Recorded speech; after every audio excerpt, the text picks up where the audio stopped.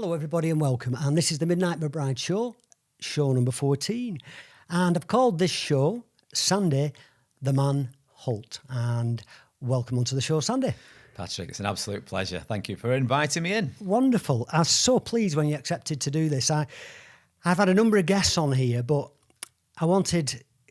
I'd watched a number of videos of you. I've known of you for many years, and the show's called Sandy the Man Holt because if you live in Bolton, unless you're blind, dumb and deaf, you can't not know who you are.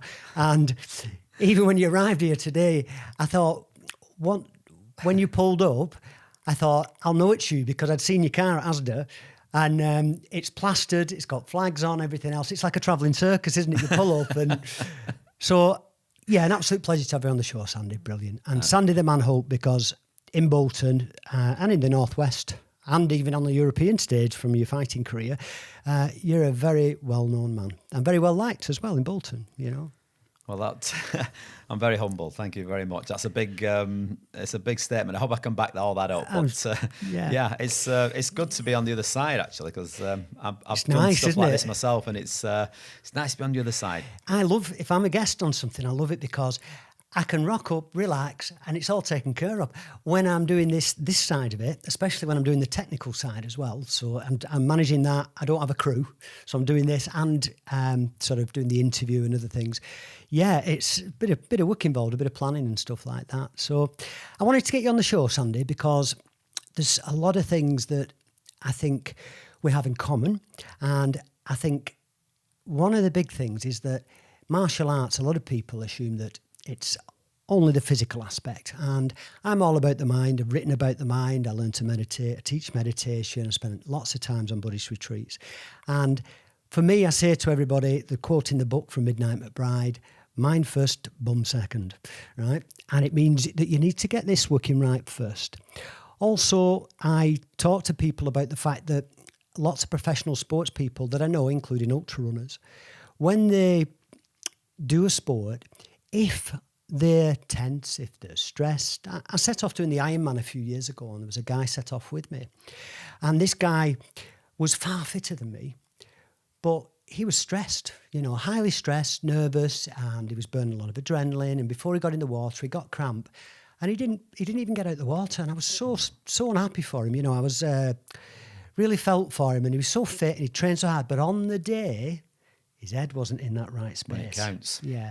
So I wanted to get you on the show because I wanted to talk about your career, your life, because it's fascinating. I've done some research, and the internet is plastered with your pictures, and there's a plethora of stories, you know, and posts about you and things, and you've done quite a lot of television.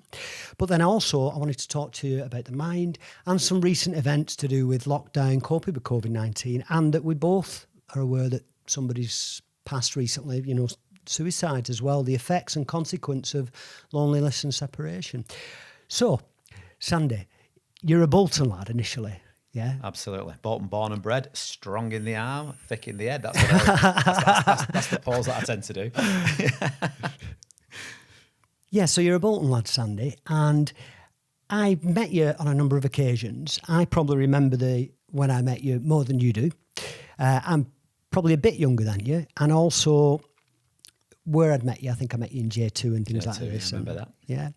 And I do talk about, in my past, and I'm not ashamed of it now, and I talk openly about it, but I've had a turbulent ride to this point, you know, and I didn't cope very well with the things life threw at me, and I turned to drugs for a long time. But then I found other things, including sport and meditation, and I sort of pulled myself around. But so when I met you in J2, my memory might be a bit foggy anyway, you know, when I was partying. But they were good times, a great club, wasn't it? Yeah. And you also know Paul Smith, who has Northwest Warriors as well, who's a relative of mine, my cousin as well. So we crossed paths a few times. And Brendan Roberts, who's doing a show with me shortly. I think he flies back on the 8th of July. And then we're going to do a show together. He's going to come on just like you, and we're going to have a chat about his journey, including pathos and also being an internationally renowned tattooist now, you know, quite That's a famous right. tattooist. Yeah, he's doing great. Yeah. You do a podcast, don't you, Sandy? That's right. I set it up about 2, maybe 3 years ago. I'm inspired, as I'm probably like yourself. I'm inspired by a lot of people. I know, you know, to be I'm sure you must get it. People say, you're an inspiring man. You inspire people. And I'm a great believer there's leaders and there's followers. And we're both. You're a leader and a follower, same as myself. And I used to watch a few of Joe Rogan's podcasts. Yeah, very which I good. think is probably one of the biggest podcasts in the world, especially in the martial arts and the fight. Absolutely. I think it is. He's just moved to Spotify for 100 million, don't you? No. Well, I do now.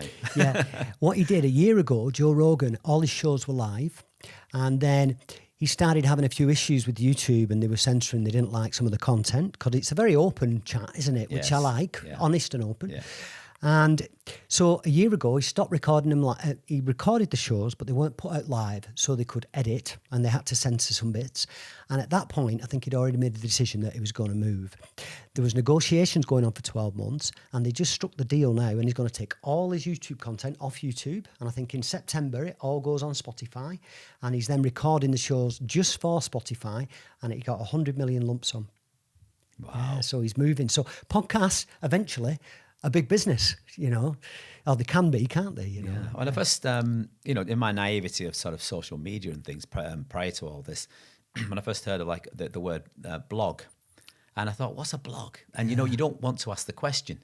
When you sort of, I'm talking 10 years ago, when it's it sort of was basically it was moved, wasn't it, from newspapers into the social media. Yeah. And I thought this, but I couldn't ask anyone. I thought I'm going to be an idiot asking this, and say, what's a blog? And people saying, oh, it's where these people, like edit these guys that come along and they write about people, but they do it on the internet. And I'm like, all right, how does that work? And I could never get my head around it at the start.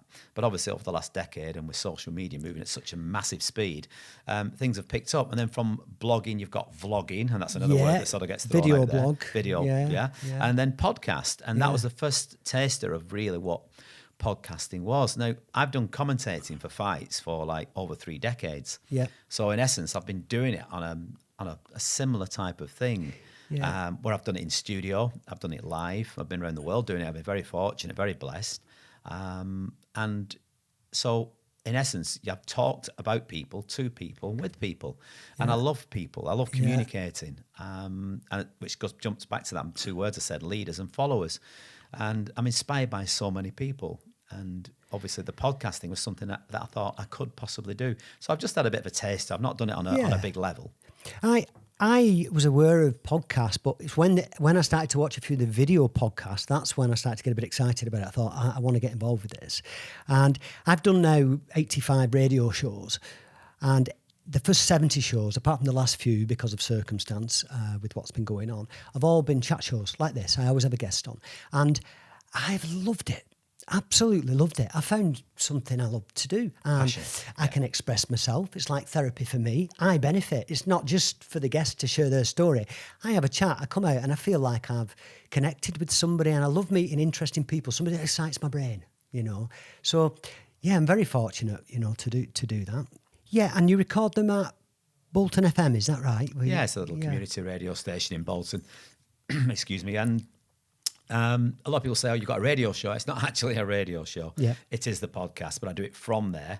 And I've had some interesting characters on there. I've had some pretty much like yourself. I mean, just prior to this, we had a nice little chat. You showed me some of the content that you've done. Yeah. And like you've just said there before, you're interacting with people. You get to know that person from ground roots upwards.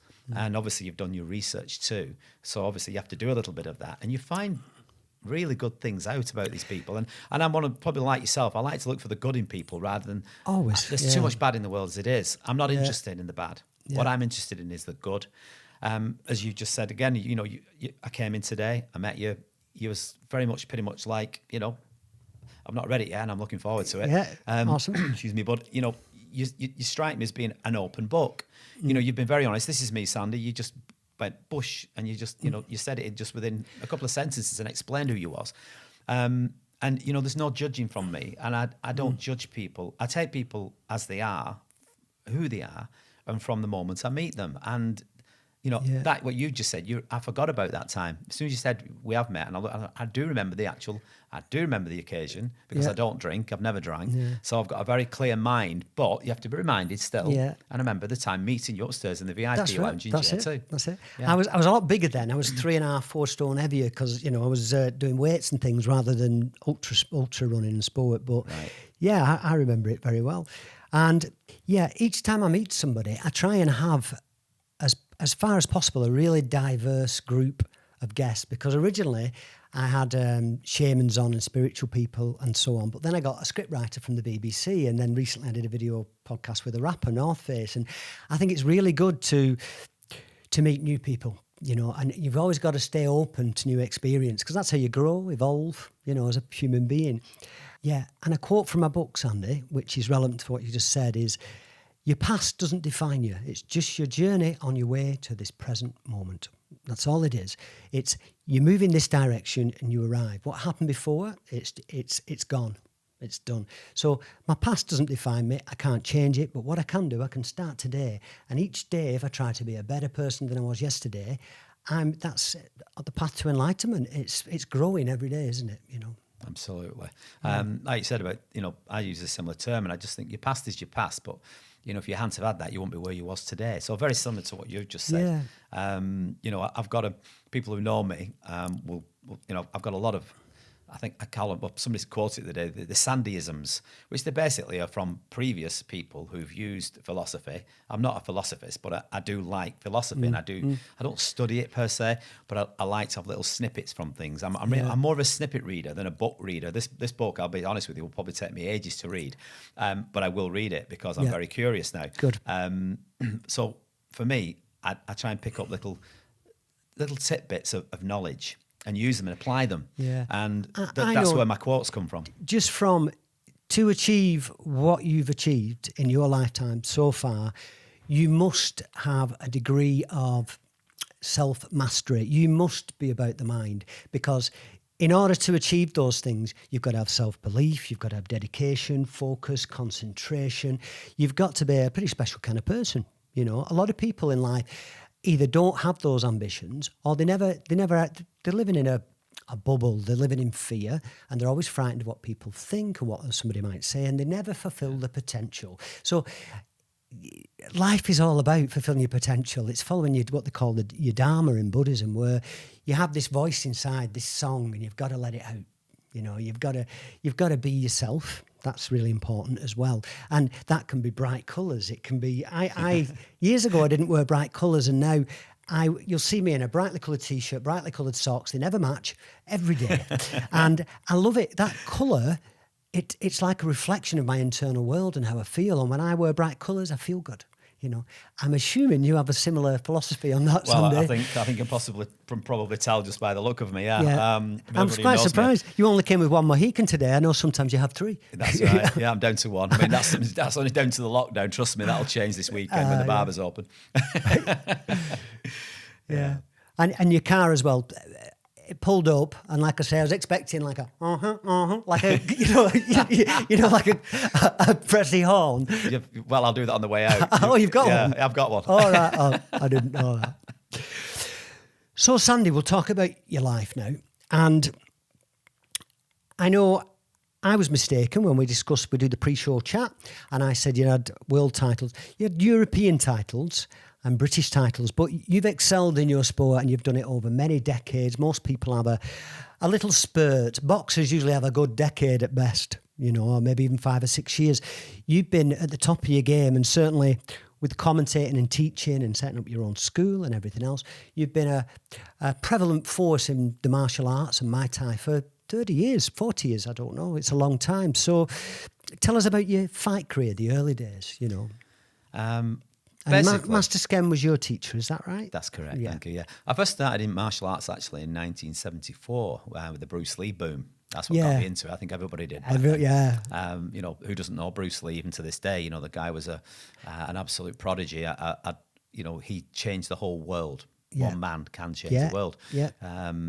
You know, there's positive and negative people, isn't there? You know, I can mention just the two names, Bruce Lee and let's say Adolf Hitler. Yeah. You know, what do those two things sum up? Gandhi for me. You know, so this was saying to you about, you know, what, you know, you can personify anything with just a name, can't you? You know, or a title or a word which can make you feel good. And we'll touch on this. There's a word at the beginning with an M, which I'm sure will lead into MH. And I want to change the world in that with the wording of it. Yeah. I just mind health. But anyway, jumping back to your question, sorry. I started martial arts 1974 with a martial arts instructor who was a karate and jiu-jitsu guy called Jeff Whitehead. Right. And I used to pedal my little push bike at the tender age of, I think I was 14 or something like that. And I used to go to Little Lever, which is where the martial arts school was. And it was in a bottle shed in a cricket ground. Right. And we had to move all the empty crates of bottles just to do a workout 3 days a week, Monday, Wednesday and Friday, for 2 hours. And I trained with this Jeff Whitehead. I got to a brown belt. And during the course of that... Is this Muay Thai? This is karate and jiu-jitsu. This is pre... Right. A lot of people don't know this is pre-Thai boxing. Karate and Kung Fu, I did Kung Fu. Very few people do Kung Fu now, but at the time, because it's MMA... Oh, it was massive. And, but karate and Kung was Fu... a big... That's because of Bruce Lee boom. It just really was.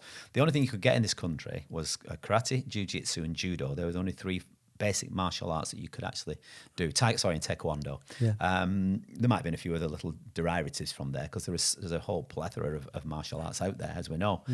But they were the main core ones. So I started with karate, which led me to Muay Thai, or Thai boxing as we know it as, and where I met Master Sken in 1977.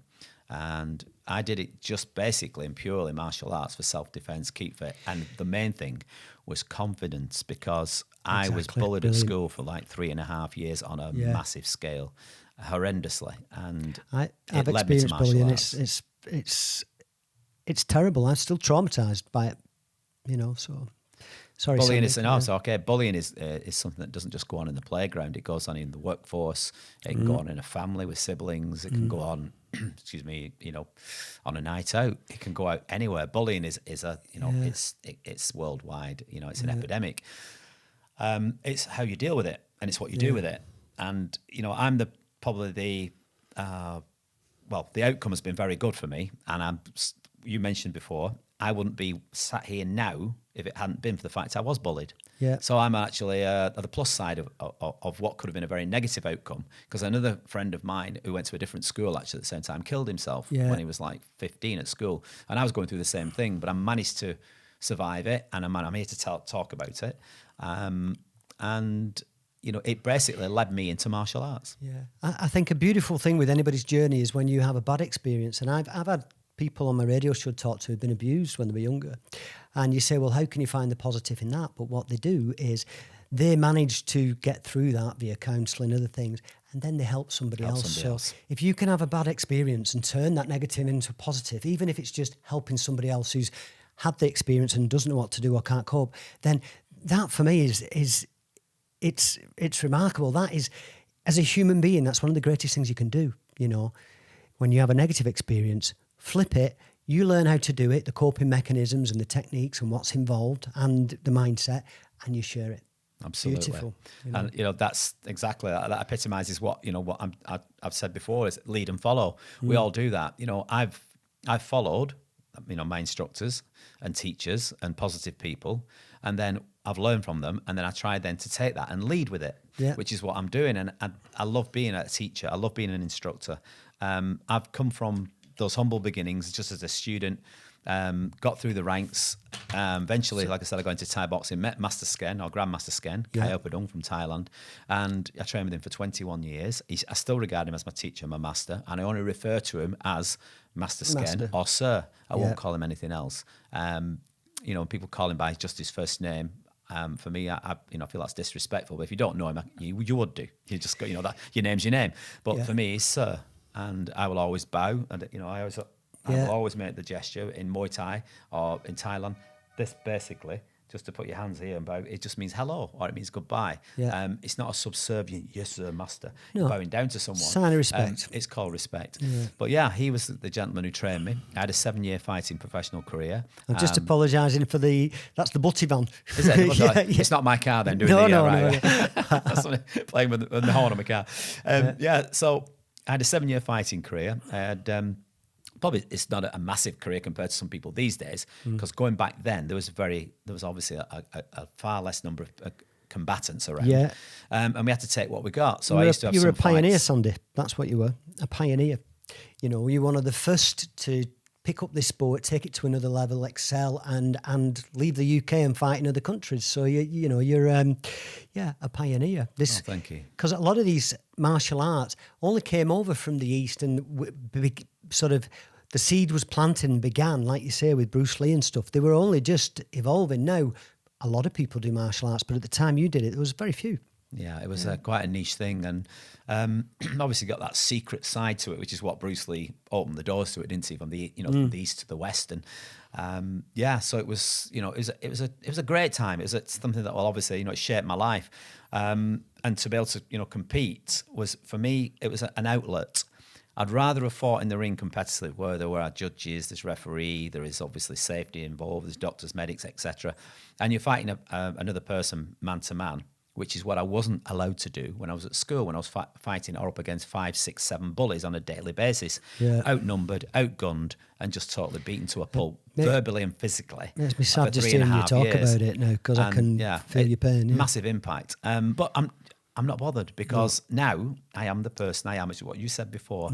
I'm actually almost grateful for it. What those guys did to me have shaped my life, and now I'm changing other people's lives. So I've got, as you said perfectly before, somebody maybe who's had drugs, they've experienced it, they've firsthand. It's not textbook. You get a piece of paper, you read through the text. Yeah, you can learn, educate yourself. Of course, reading is very important as much as exercise for the mind. It's very important.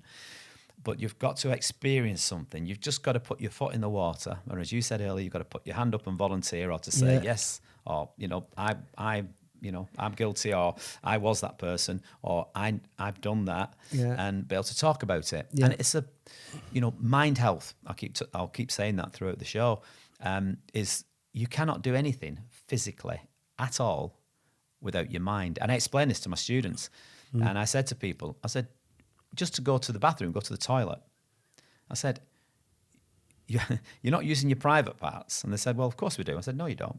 I said, your mind tells you when you want to go to the bathroom. Yeah. I said, your legs only walk you to to the bathroom because your mind tells you to. This is the operating system. This controls everything. It's the computer. It's the mainframe. Thank you. That's what I call exactly. it. Yeah. Sorry, we're diverse. So basically, 7-year fighting career, 21 fights. I only lost 2 on points. I was never knocked out. The 2 fights that I lost, one I took on a 5-day notice. I fought against the Swedish champion. I gave away half a stone, which is a lot, which is like 3.5 kilos. Yeah. And I went the distance with him. At the end of the fight, he thought I'd won. He come up to me and said, I think you won. And I said, well, I'm in Sweden. I'm in your back garden. I don't know if I have won. And he would never take a rematch. But, I lost on points. I accepted the decision. I think mentally, failure, what's seen as failure, it's not necessarily failure, but learning where you're used to winning and then you don't, that's quite a difficult thing to get your head around. It took me a long time. I did a number of 50-mile races, and then I did a couple of 100-mile races. And the second 100-mile race I ran last year, when I set off, I foolishly ran 50 miles 6 days before, and you're not supposed to do that. You're supposed to let your body recover. And I ran through bog, and so my feet were all torn to shreds, and, I wasn't in a great place. And I set off. I did the first 50 miles of the 100 race, but I didn't do the second 50. At 50 miles, I knew at that point I wasn't going to complete the 100, or if I did, there'd be a big price to pay for my health. So I pulled the plug, and any race I'd ever set out, I'd never done a race and not finished it. Ironman, number of 50s, 100, whatever, always finished. And I had to dig deep to pick myself back up there and think, okay. And I had lots of reasons, and I know why it happened, but the fact is I didn't complete that race. And that was hard. I think you learn more from your losses, your defeats, than you do from your victories. Perfect. I mean, I'd like to, well, I know obviously you brought me in here to talk about things that I've done, but I'd love to ask you a couple of questions about that in a short while, because I've got so much admiration. I keep saying this. Anyone who does an Ironman, to me, I think it's phenomenal. And then to do these ultras that you've done and you're doing, that's a different level and a different mindset again. And I'd love to touch into that, because, excuse me, I'm all about the mind, as you've mentioned and we've talked about. And it was the mind that got me through those fights. I remember my first loss, I think it was 11 straight wins. Yeah. And my 12th fight, basically, I made a big schoolboy error. 11 straight wins. And the guy I fought, which is a gentleman called Jeff Bullock from Liverpool, and he came with a reputation. The reputation was that, well, first of all, at that time, he'd had possibly triple the amount of fights that I had had. Yeah. Which wasn't an issue for me. I just thought, once you get to a stage, when you get to like 10 upwards, it's it's just how it is. So I heard about the fact that he was was more experienced. Then I heard the fact that he hired a professional boxing trainer into his gym, and he was training some more boxing. He was a black belt in jiu-jitsu. He was a black belt. He got a black belt in kickboxing. He was training Muay Thai under Master Toddy in Manchester. He's now got a professional boxer in, and he's had 30 plus fights. So in my head, I'm suddenly weighing these stats up, which I didn't need to, because I've got a saying is, sometimes knowing less is better. Knowing less is better. Yeah. And I also heard one of my fellow Thai boxing friends in the sport said to me, "You're fighting him, are you mad?" And I was like, "What do you mean?" He said, "Oh, he's too experienced for you." Now, that didn't do me any favours. No. I made 2 more schoolboy errors after this as well. One thing I never did on my fights, I ever took, if I was seeing somebody at the time, I would take any close family member into the fights. My mother never saw a fight. Yeah. My dad, I've got 3 brothers. Or my girlfriend. I always say, leave the girlfriend and leave your family at home. No distractions. This is how my mindset was. I couldn't agree with you more, yeah. And the second one was I had the longest sleep ever prior to my fight. And I actually, to this day, will always say I had too much sleep. I had 12 hours, and I'd never get 12 hours sleep. So I went in there with about 3 or 4 negatives. And those are things for me what played to why I lost this fight. Now, this is no excuses. Not some people say, "Oh, I had a cold, I didn't train." No, I trained. Yeah. I was ready. I went in there, but what I did do was I gave him too much respect. Physically ready, but your mind not. Mine was somewhere else. So, my girlfriend's there. I let her in. She'd been begging me to come to the fights for 5 or 6 fights, and I gave in. Number 2, I got too much sleep. Number 3, I've already given him too much respect.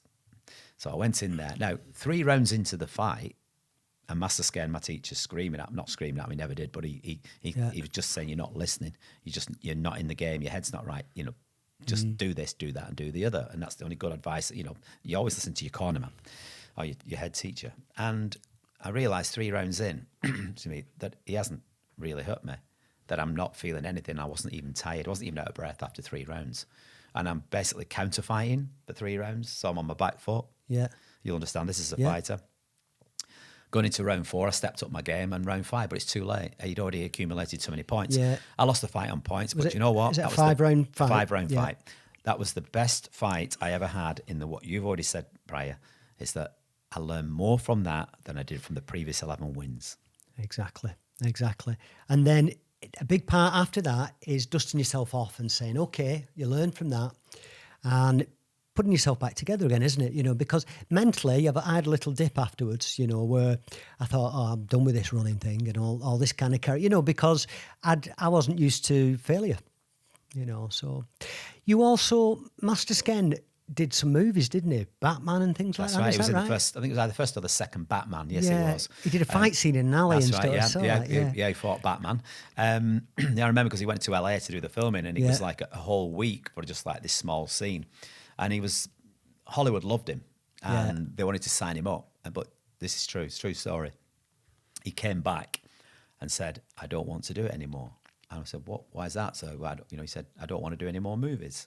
He said, "Because it means me being away from my teaching, my training, and my students." Yeah. Now, how good's that in a way? In essence, I mean, that guy could be a multimillionaire, but he chose the other path that he loved. Yeah, he had his priorities very clear, didn't he? Yes. You also, when we discussed the podcast, the video podcast, and Joe Rogan, you said you had a friend that had been on there a number of times. That's right. Yeah, Vinny Shawman, and this is something again. What you'll be buzzing about. He's the mind guy. He's a mind coach. Yeah, that's something this country we've not embraced. If you think about, you go back 1, 2, 3, 4 decades, you see it on movies, and because we follow the American way in some ways, don't we? A little bit in the UK, and they used to say, "Oh, they've got to shrink." Yeah, and we used to laugh at that, didn't we? Americans, they're crazy. They've got, sports psychologists and all this kind of thing. They've got psychologists. They've got people helping them. And for us, we see that the British for years saw that as a weakness. Yeah. But yet, look at for example, just talk sport for a minute. Americans are at the top of the game in pretty much everything. They can't say the best at everything, but they certainly are the best at many things, and especially in sport. Yeah. And that comes down to sports psychology, and that comes to do with the mind. And the mind, as we've just said, is one of the biggest things ever. A lot of them, when they go out, They go out to win, they intend to win, they believe they can win, and then they often do. And that obviously still goes with diet, nutrition, training, everything else. But it's been in that mind space where you think, I'm going to win this. You know, not thinking, oh, I'm never going to win it, because you won't. The British way, as you know, we like to queue up in an orderly fashion. If you push in, it's excuse me, you know, and we don't like to say things, you know. The British way has been, the stiff upper lip has been great. You know, it's you know, they conquered, you know, half the world, but with that British, you know, bulldog attitude. But on the flip side of the coin, you know, we've got this reserve about us, and it's people in the UK and Great Britain. You know, people will say, like, you're rubbish, you can't do that, you'll fail. So you walk away thinking you're a failure. But if somebody's pumping into you on a daily basis saying, Patrick, you're going to win this fight. Patrick, you've got this, but you need to do this, this and this, but you are going to win. Okay, you just see yourself passing that finishing line. You are going to have your hand raised. You will be with that winner's trophy or that belt around your waist. This is how we're going to do it. So instantly your mind is on it. Your shoulders are back. You're sat upright. My coach believes I can win this. And that's the difference between winning, and I don't like to say losing, or we call it runner-up. It feels better than loser, you know, with a big L stamped on the forehead, you know, what people like to, you know. And again, Great Britain, the British people, the best in the world at building you up, will make you into the best, but will pull you down as fast as you got up there. And that's the mindset I can't stand. There's two things I'd say with that. One is, visualising is very important. So when I was doing Ironman, I ran up and down the Bolton Town steps doing this like a Rocky moment in my training, because I wanted to visualise going over the finish line, and that's where the finish line was. And so put yourself in that situation, experience the feelings, the sensations, the smells, the sights, and you'll be there, you know. Put yourself there in the mind and you'll go there in the body, they say. So you're saying about the fact that people can, you know, they'll pick you up and pull you down, etc. And when somebody says you're going to do this, you can believe in yourself, you can do this, and put your hand in the air, that is somebody programming you in a way. Now, I find that it's your environment's really important. Now, if you put yourself in a room with 100 people and they're laughing, you'll start to laugh. If you put yourself in a war zone, even if you're not injured, but you see you know, people injured and stuff, you'll be traumatized. So it's really important, this bubble you create around yourself, the people you surround yourself with, especially pre-fight, things like this. If you don't have that right mental attitude, those positive people who believe in you when you're going to approach a sporting event or something, if they don't believe in you and you get wind of that, you're not, you know, you're gonna pull your energy down, aren't they? Absolutely. I mean, there's so many quotes, isn't there? You know, you know, you plan to win or you plan to fail. Why would you plan to fail? Why would you even contemplate failure? But you have to have that in the back of your mind, because say, what if I do fail? What am I going to be like? What will happen afterwards? I don't, you know, people will say, what if? And I say, what if you win the lottery? Exactly. It's the same what if. Exactly. It's the same two words. Why not what if amazing rather than what if terrible? Yeah. What if, exactly. Let's do what if amazing. If I said to you, you know, what if you're going to be ill tomorrow? Or if I said to you, what if you win the lottery tomorrow? Which sums up the best feeling? You know, to think, oh my God, I can make, you know, it's attitude, you know, and it's all. Yeah. Well, you ooze that. You ooze a positive attitude. You walk in, you smile. When you walk in, you have a presence, and you can feel it when you come in. You know, you've definitely managed to project that positive attitude. And you must be able to do that with your students, obviously, as well. You know, that's, I mean, it's not something that I don't take it for granted. It's only when people must obviously, like with yourself, they'll say, like, you know, you've got a description of a person, haven't you? This person is like this. You know, first impressions, whatever. I found the biggest, highest compliment when somebody said to me once, they went, Sandy, you know, you do, you know, you walk into a room, like you said, and, you know, they know you're there. And I said, yeah, it's probably because the daft haircut, you know, stupid haircut and daft things. They went, no, he said, you just, you know, you do go into a room and you have a positive, you've got a bright outlook in life. Yeah. And I thought it was a very, very high compliment. And, you know, I'm very humbled, you know, that somebody would think that. And the other one was somebody had, it was more of a rhetorical question, but they said, why is it you're always so happy? Why are you always so positive? And I just thought everybody was like that. And obviously they're not. Yeah. But I think I just said positivity is it's a way of life. Being happy is a choice. I just think they're both the same. And I just, you know, if you wake up in the morning and you feel rubbish, and you can carry that rubbish feeling with you throughout the day. Exactly. If you wake up in the morning feeling miserable, you can carry on feeling miserable for the rest of the day. And I know because there has been times when somebody will pee on your parade. There is times when you can wake up in the best mood ever and have a wonderful day, and then it could be just your partner, your wife, your husband, your kids, just a bit of road rage, and it can completely and utterly knock you off that block and send you, the opposite way to how you was feeling. But again, it's how you deal with that. Can you deal with it? Yeah, That's it's having the skills to put yourself back on. There's a woman who was the instigator of the law of attraction before the book The Secret. Great book. Yeah. And she is called, I've got tattoos all over my back. They're all quotes from The Secret, completely covered in tattoos. And she's called Esther Hicks, this lady. And she always talks about getting on your high-flying disc. And you can fall off it, and it's putting yourself back on this disc all the time. And when you're on that high-flying disc, what you do is you're going out and you're giving this positive energy to everybody you meet as well. And you're lifting the global consciousness just by, you're spreading this energy. So you're actually, if you really care about the people that you meet and your family and your friends, it's your duty to get this right, do a bit of inner work, and start giving out that peace and love. That's brilliant. Number one priority. Fantastic. We've got a lot in common, and I mean everybody's duty, but yes, I just think, like I said, let's go back to that. Leaders and followers. We need them both, and if you've got.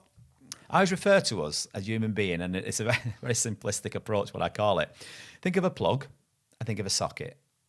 Okay? They're in every household, they're in every business, they're in here, they're everywhere. We keep the world running with our energy. You need a socket to put the plug into. Yep. Okay? So we are plugs and sockets.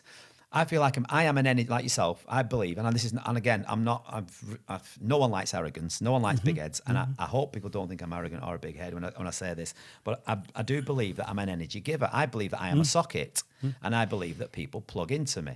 Yeah. But, like I said before, I need to have inspiration, people around me, and positive energy people to get so I then become a plug, and I plug into you, and I'll take your energy. Exactly. I don't mean like give me all your energy. I don't mean in a but I give it freely way. And I'm saying have some of this because your plug socket is ready there and open to say, please can I charge my phone? Think of it like that. You charge your phone, don't you? So I charge yourself as a human being, and I think that you've got to be one of we all need a bit of that. I learned how to self-generate energy internally so that I have an abundance of it to give to other people, and the way I've learned to do that is by following my passion, my inspiration. When I'm passionate about something, if there's something I love and I know it makes me feel good, I try and make sure I do that, even if it's a small period of time, but every day I do something I love that makes me feel good, and then I'm in this state of grace, I'm blissful, and then I give it to everybody else. So it's learning how to self-generate, find the things that help you charge yourself, and giving it to everybody. The other people, the energy vampires, the bullies that go and they squeeze it out of you. And if I'm in the room with somebody and I feel that, I've become aware of energy because I've done a lot of meditation and been on retreats and things. I became quite aware. And what we talked about before the show is I'm very careful now about who I associate with, who I let into my bubble, because I don't want any drama, I don't want any stress, I don't want any problems. And life will bring problems to you, but you can either address it, and if you can't, you move away from it. That's I think it's that simple. It really you don't is, resist it. In order for there to be conflict, there has to be two sides. Refuse to be one of them. It's that simple. You either try and reshape something, help somebody as best you can, or solve a problem. And if you can't, retract. Yeah, just get out of the situation. Absolutely. A lot of things that you're saying are resonating with the way I feel. And I hope you read my book, Sandy, because a lot of this is in my book, and it's there's chapters just about this. Again, it's other people's quotes, but the bubble thing that you just said there. I've always said it. You keep your circle tight. You just have people in that circle that you want, and I've always said this, it's just, somebody put it on, Facebook's a massive thing, and, people fall out on there and people make friends on there. And I think, social media is a double-edged sword, especially with Facebook. You see people falling out over there. But a big thing that I've always said to a lot of people is that there's no tone in text. I'll say the same sentence to you 3 times. Yeah. Okay? I'm not going to swear because I don't swear in public.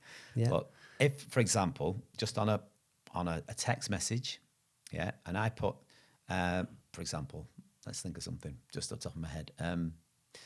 I hate you. Mm-hmm. Now listen to my tone. I hate you for that. You've just done something I wanted to do, but I just pick on the first 3 words. I hate you. Okay. And then I say it again. I hate you. And then I go, I hate you. I've said it 3 times. It's the energy behind it, not the words, isn't it? Yeah. It's now, how you can project hear it. those because I've gone different volume levels. The first one was, I'm laughing when I'm saying it. You've just done an ultra. I hate you for that. I don't know if I could do that. I've always wanted to do one of those. As I'm smiling, you're smiling. The second one, I hate you. That's where you'll go. That's Your not head will nice, cock a little bit. not a nice frequency. What do you mean? What do you mean? Serious. What do you mean? What do you mean? And this is where Facebook clicks in. This is where people then go, what's he saying? What's she saying? And then, I hate you. It's like somebody's coming at you with a knife. They could stab you with that voice. And there's no tone in text. So this is with a text, there's no human element, and it can be completely misinterpreted. And it's happened with text because you don't know the sentiment and the emotion behind it. All you're getting is 3 words that could mean anything. You can say thank you. You can say it 100 different ways, and it can mean something different every time. So, like you say, the text doesn't have that human element, does it? Communication is king. Yeah, I really believe that. Confidence is king. I've got certain words that I've call them the king of words. And, you said before about keeping your circle close. I've learned that because I've had so many things I want to talk about. You've hit so many, the light bulbs are going off in my head. I know. I have to keep making notes because I can't remember all the things. As you say something, I know. Just incredible. There's, again, another Sandyisms. There's energy takers, energy givers, sap, S-A-P, or zap. Zap, boom, you've just given me some energy. Sap, somebody's drained you as they walk into a room. Can't you feel that? Yeah. Oh, I know somebody. I can spend Energy an hour drop. with them, and as much as they're a beautiful person and I care about them and I love them, after an hour, I'm totally depleted and I need to create space. Yeah, it sucks the life out of me. And Plug and they have socket. such a low energy that it drains you.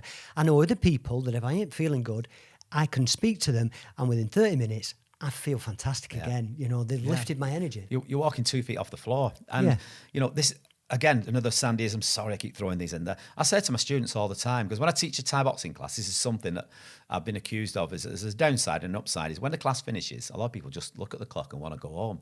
But I do what's called a Sandy Springer's final thoughts. And I talk to my students at the end and before they go home to let them know that really what martial arts are about. And my philosophy, I've said to people, look, don't misuse your art, use it for the good.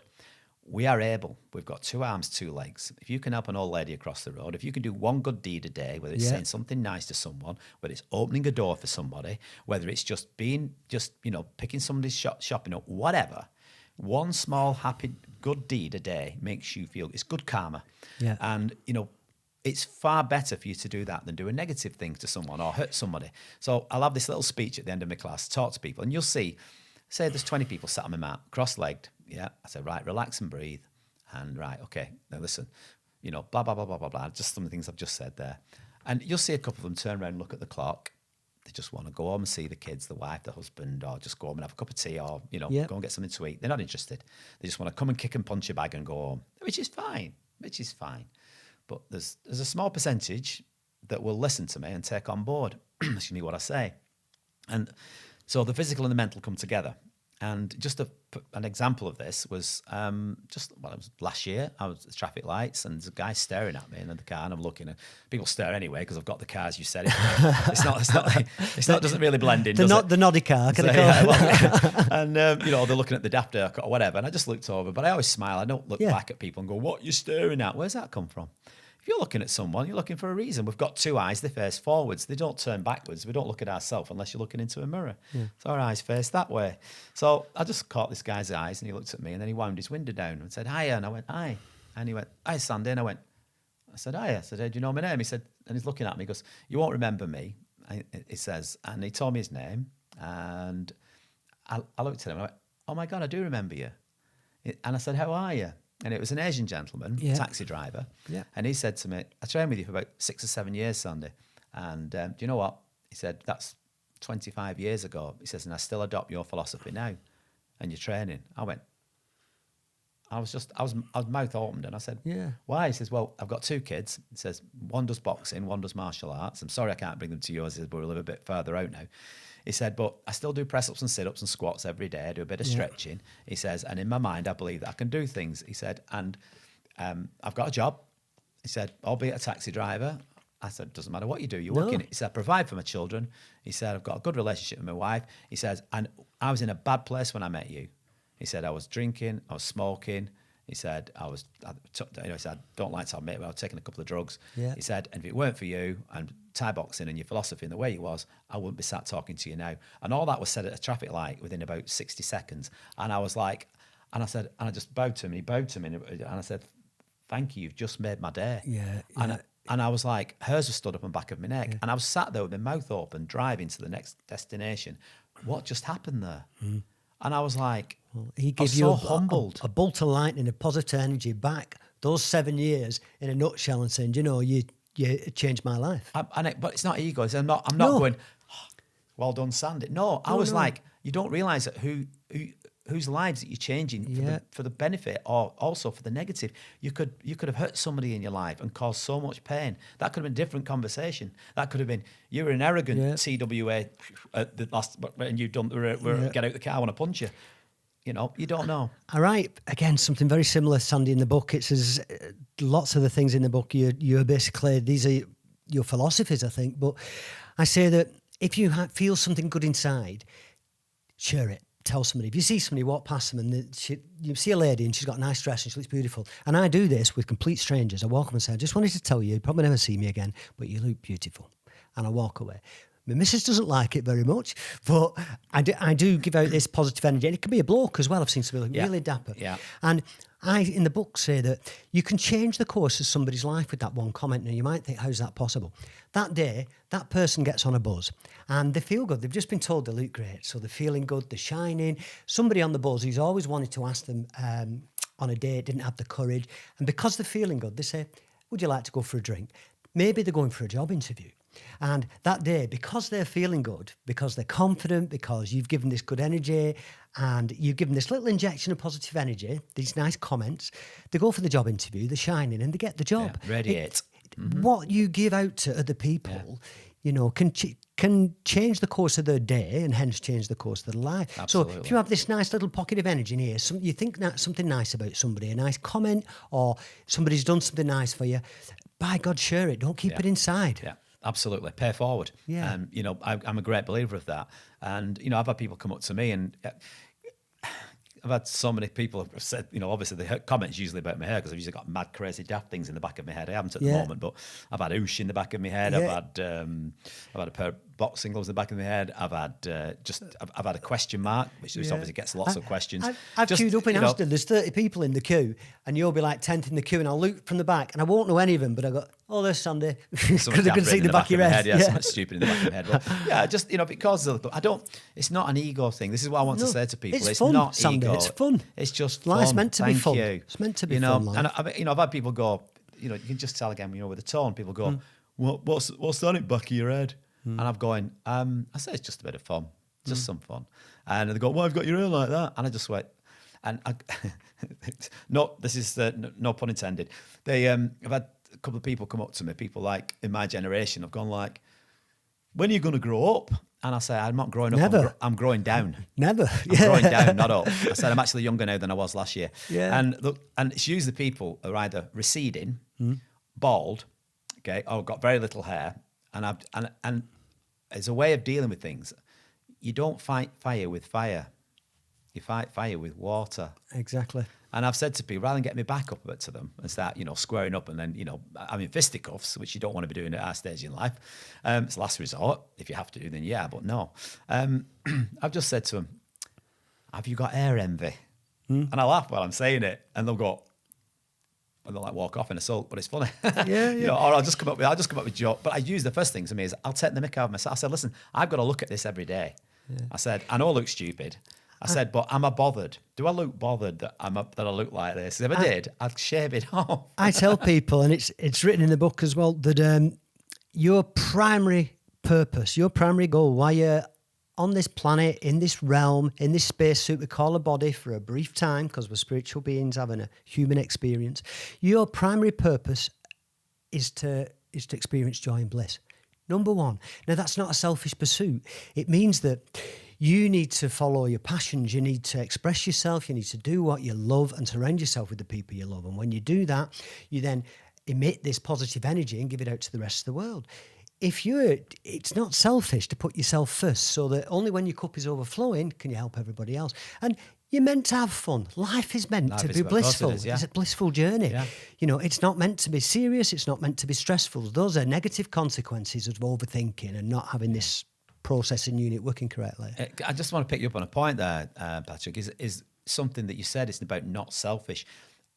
There is no word in the English language or dictionary that actually says to be selfish, but while being selfless. Because you go and you bought that T-shirt. I bought this T-shirt. We have a choice.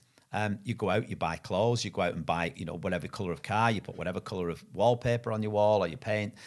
It's a choice. Life's about choices. That's one of my sayings. Or as my other one is Ollie, O-L-L-I, which is one life, live it.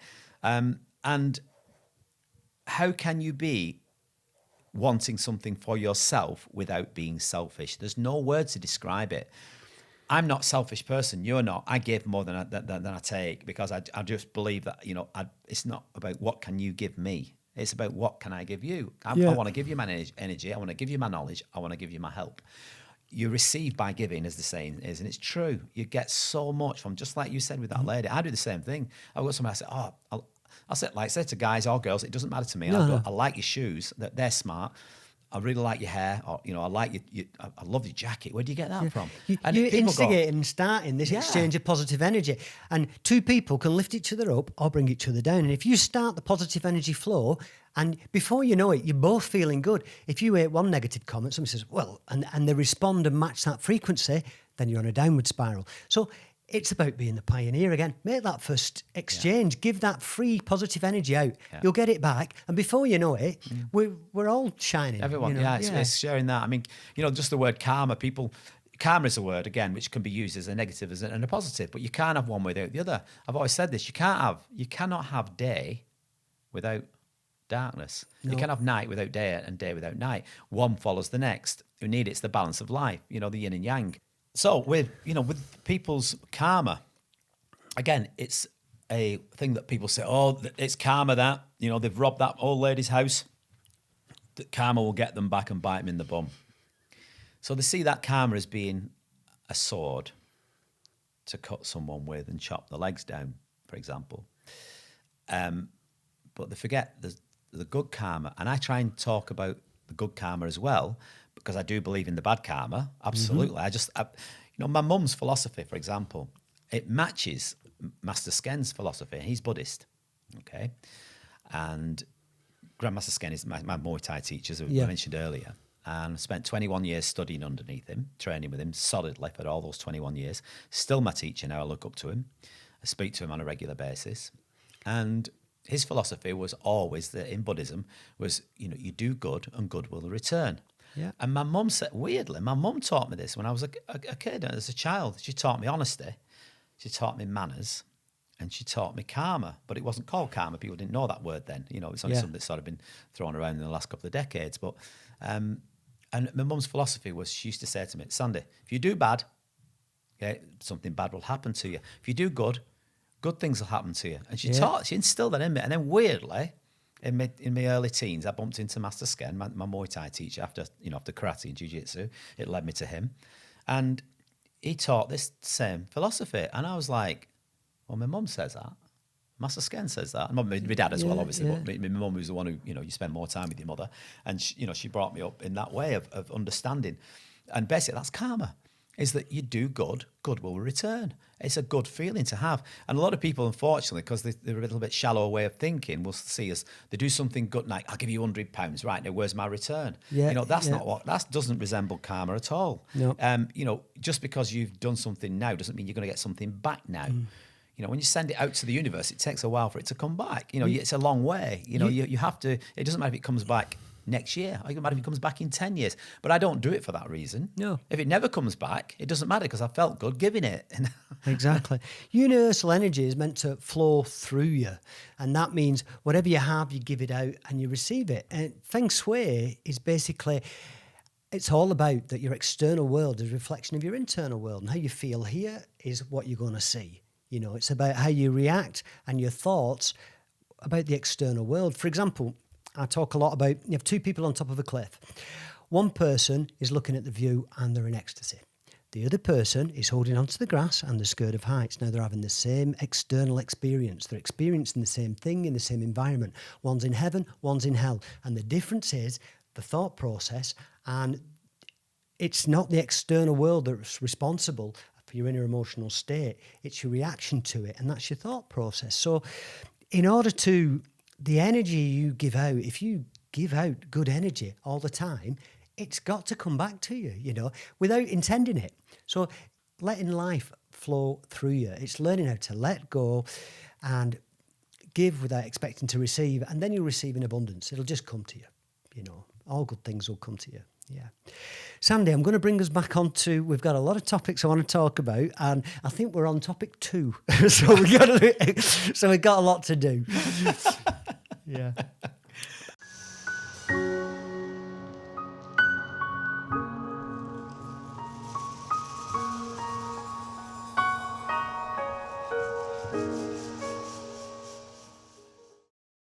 What's best here is just talking about philosophies in life, because you know your Sandyisms, they're all the same. They're all the same. Yeah. You know, you're a Buddhist philosopher and you don't know it. You know, that's very much it. I mean, I haven't studied Buddhism, I haven't done, but I've been to Thailand. Well, that's what's Thai. So when you're actually walking in Buddhism, exactly, everything's Buddhism. Yeah. I respect. It's one of the things I've said to him, but you know, when in Rome, almost, but when in Thailand, I walk round. Yeah, I smile at people, which is called the land of smiles. Why? Why is everyone so happy in Thailand? Why is no one stressed? Right? Because every bowl of rice they get, yeah, they're happy to give you the last bowl of rice if you're more hungry than them. And if you adopt that philosophy, you'll never go hungry, because somebody will have a bowl of rice for you. Exactly. Because it's like pay forward. Yeah. So, and I've seen that on a daily. I've been to Thailand 20 times. Yeah, and I first went in 1984. So I've witnessed and I don't just, I can't stand going to the Blackpool side of it. I get out, I go out, and I've stayed in villages where there's only one person spoke English, and that was my partner's wife, and she was our translator. Not one person spoke English, and we were living on the land, off the land. And it was amazing. And so I've seen Thai culture from the start, from the grassroots. I've been blessed by monks. I've been in the monks' chapel. I never go past a Buddhist thing without bowing and saluting and sawaddying them. Monks walk past. I move to the side. I bow. I lower my head. Just watching the way Buddhists behave, and I just wish everyone had a bit of Buddhism in them. I really do, because it's just like, unfortunately, people, when you say religion, and I go, it's not a religion. It's a way of life. Yeah. It's an ideology, a philosophy. It's fantastic. Yeah. Phenomenal. It's a system to find inner peace. Yeah. It's half my age, right? But she's a nurse. But there's a lot of things why we connect and why we really do get on. I mean, that 10-mile walk we did just 2 nights ago, we didn't stop talking from the start. Thing, and yet we've been with each other 10 years. We've been together officially 9 years, but we've known each other for 10. And like, how can you talk for 10 miles or whatever? I don't know how it took us 2 hours, 3 hours, whatever. And have things not, to still say to each other. The only way that works, if you were just regurgitating, I've done this and I've done that, and I'm an ego, you'd run out of things to say. If you're fully present and just, this is how I feel, and expressing yourself, and it's present, you're actually sharing your emotions and feelings in that moment. You've got eternity to talk. You'll always have something to talk about, because every moment's different from the previous.